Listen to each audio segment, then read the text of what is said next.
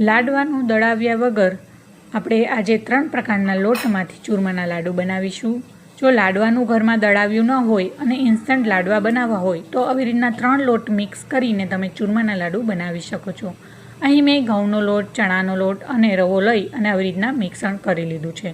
હવે તેમાં 1 વાટકી જેટલું મણ નાખ્યું છે અને ગરમ ગરમ હુંફાળા પાણીથી લોટ બાંધી અને આવી રીતના ઘઉંના લોટના જે લાડવાના પીંડિયા હોય છે એ મેં વાળી લીધા છે. હવે એને ગેસની હાઈ ફ્લેમ ઉપર એને ડાર્ક બ્રાઉન થાય ત્યાં સુધી આ તળી લઈશું.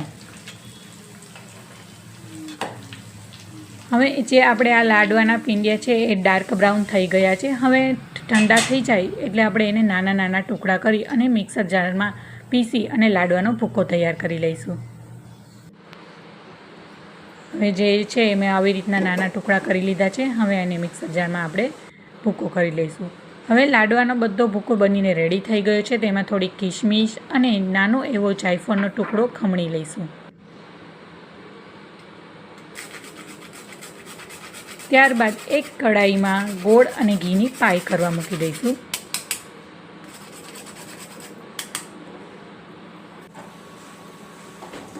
ગોળ અને ઘીની પાઈ ત્યાં સુધી કરવાની છે જ્યાં સુધી ગોળનો કલર ચેન્જ ન થાય ત્યાં સુધી આપણે ગોળને થવા દેવાનું છે.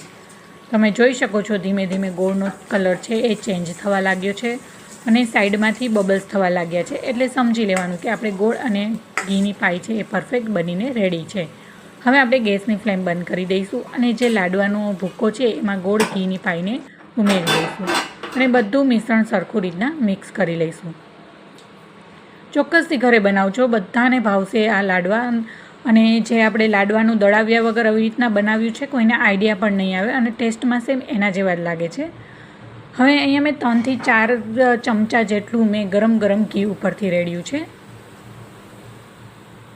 હવે બધા મિશ્રણને મિક્સ કરી અને આપણે લાડવાનો શેપ આપી દઈશું.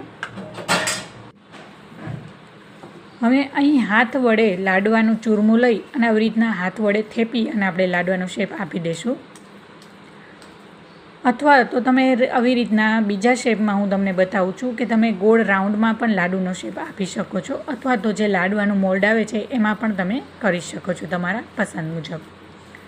તો અહીં આવી રીતના ચૂરમાના લાડુ બધા બનીને રેડી થઈ ગયા છે. ઉપરથી ખસખસ અને કાજુથી લગાવી દઈશું. પૂરું રેસીપીનો વિડીયો જોવા માટે મારી ચેનલ વિભૂતિસ કુકિંગ કોર્નરમાં પૂરા વિડીયોની રેસીપી ત્યાં મૂકેલી છે, તો તમે ત્યાં જઈને અચૂકથી જોઈ શકો છો. વિડીયો ગમ્યો તો લાઇક કરજો, વધુમાં વધુ શેર કરજો અને હજી સુધી મારી ચેનલને સબસ્ક્રાઈબ ન કરી હોય તો સબસ્ક્રાઈબ કરજો.